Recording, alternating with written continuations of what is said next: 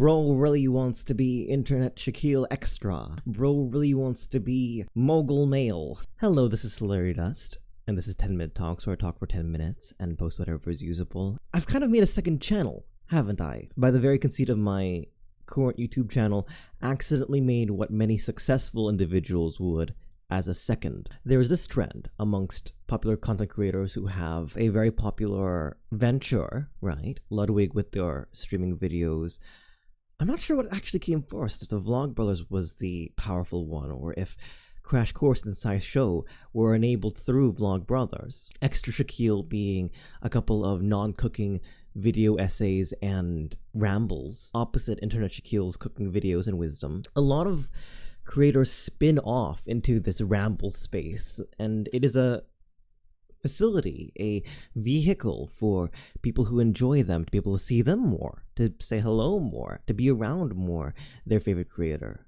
Because as consumers, we won't deny more. I feel like unless your health and or comfort is threatened by more, we'll just take it. How often do you deny a free sample, even if it's something you wouldn't usually eat, so long as it's not something that you know you dislike? Now, humans aren't necessarily greedy, but I think we have this species trauma of having been without, and many of our anxieties come from having been without, from having to deal with scarcity. You could say that our adoration of Doritos and spicy and sweet and salty chips is a result of species trauma, wherein those who survived were those who pigged out on fruit and fat and meat, and we developed a taste for these unhealthy things because we remember back to a time where if we hadn't overindulged, maybe those few calories, those few precious scarce calories were what we needed to survive. So, pardon the tangent, but I think it speaks to how we have this separation anxiety with the things we enjoy, and having more of it around is almost like a demonstrated interest.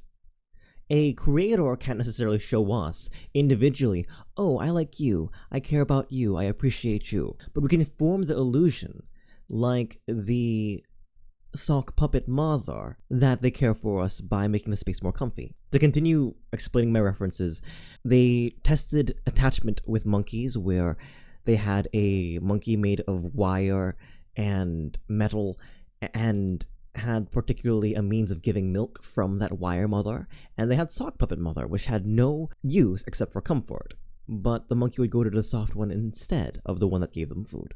In fact, they might just go to the one that gave them food briefly, and then go back to comfort mother, to sock mother. We will do anything to maximize our spaces of enjoyment, our comfort spaces. And part of me hopes that that conceit is what drew you me in the first place. That being able to share a space with me is what is meaningful about these videos. Sure, I ramble poetic and talk about things that sound smart enough, but I hope to think that there's something to the personality and the regularity of things that you continue to come by.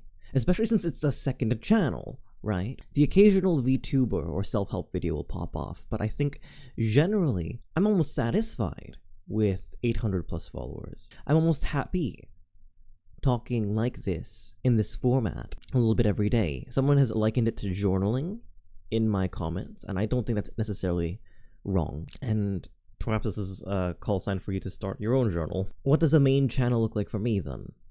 I guess you'd say it'd be Twitch, where I do my streaming, where the majority of my focus is. I hit 1,000 recently, it was really wonderful. But even then, I think that there is not that much direction. The reason people make second channels is because their first channel's niche is too tight. They make an ASMR channel, or a clips channel, or a ramble channel, because the conceit of their initial concept that draws people in is so well developed that we need something for the person to be a little out of character. We need the opportunity to see them in a way that isn't how we're used to, and if people don't like that, they can stay on the channel that gives them what they want. The first channel is a channel wherein you give the people what they want, and the second one is where you're allowed to be more vulnerable and you're more yourself. And if those happen to be the same thing, if people want more of you, then the likelihood that both of those will pop off will be around similar, will be around the same. I don't have a forest yet.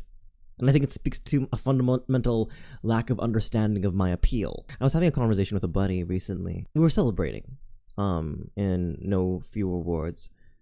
We were talking about the tribulations it took us to get here. They and I started around the same time, and while they surged past me, we still see each other as a little bit competitive. We see each other as peers in that space. And they have really, at least for now, carved this specific, tangible niche. Sometimes they complain that it is too tight, but I think it leads to their success, at least success over me. It's that I close my eyes and think of them and immediately can pop something up, right? I could probably give you a little ad to their channel right now, and the specificity of that, I feel as though you would immediately know whether you'd like to be in that space or not.